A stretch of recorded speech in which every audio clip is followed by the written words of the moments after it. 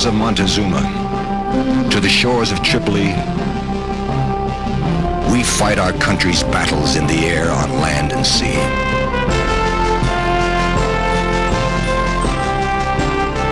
First to fight for right and freedom, and to keep our honor clean. We are proud to claim the title of United States Marine.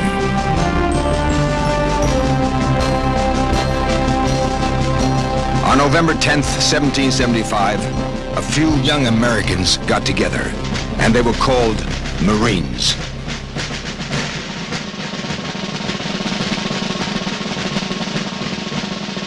Be it resolved that 2 battalions of Marines be raised, that they be enlisted and commissioned to serve for and during the present war between Great Britain and the colonies, that they be distinguished by the names of the 1st and 2nd Battalions of American Marines.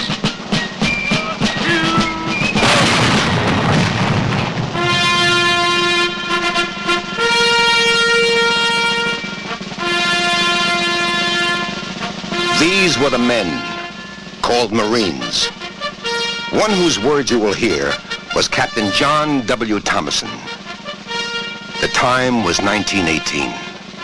The place, France. But what John Thomason wrote about his Marine comrades speaks for every man who has worn the uniform, from 1775 to today.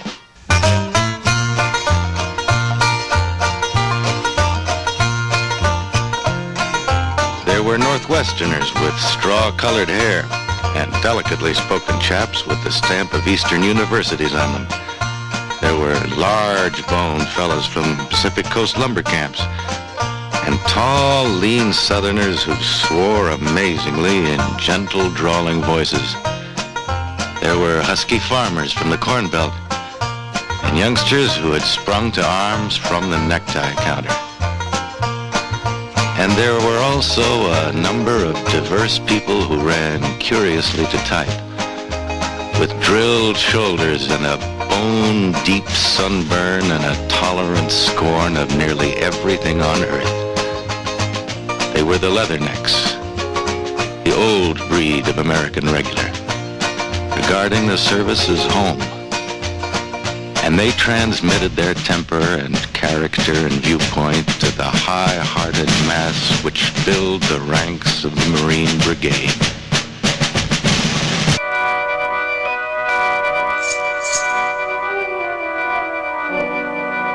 There is nothing particularly glorious about sweaty fellows going along to fight.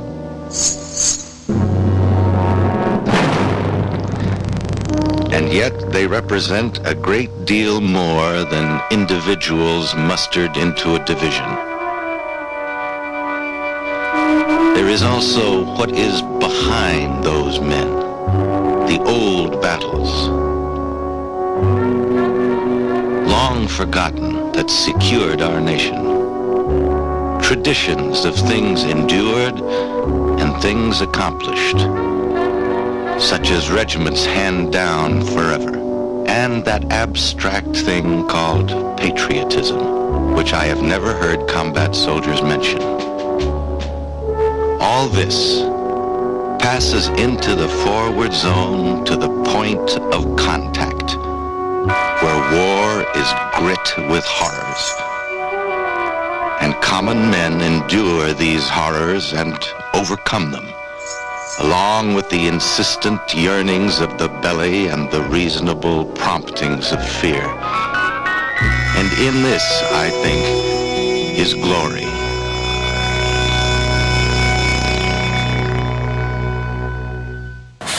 What John Thomason described so long ago is alive today. The same iron character of the old Corps is still being passed on by dedicated drill instructors. Do you understand that? Yes, get my boss now! Every effort to train you, even after some of you have given up on yourself. Now, Battalion 3049. They teach determination and commitment. This is where Marine team spirit begins.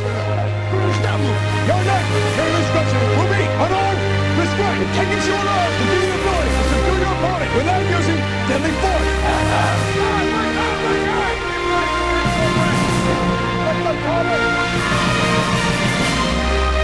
It's here that these young Americans grasp a full understanding of what it is to be a Marine. It's here that they become once and for all Marines.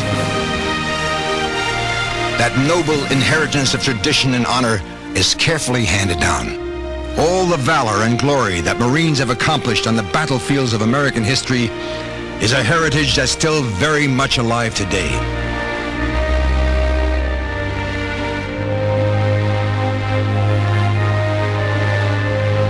The Marine, physically tough enough and mentally strong enough to withstand the ugly violence and terrors of war.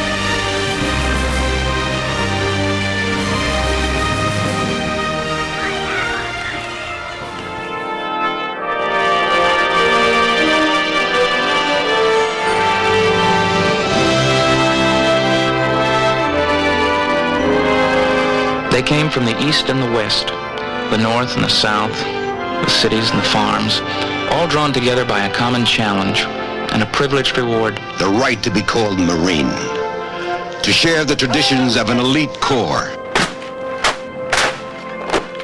And so it is today, as it was in the past. The Marine, still willing to fight against what seems to be insurmountable odds. The Marine, still able to move forward into the heat of conflict with a comradeship and loyalty that's still very much alive today.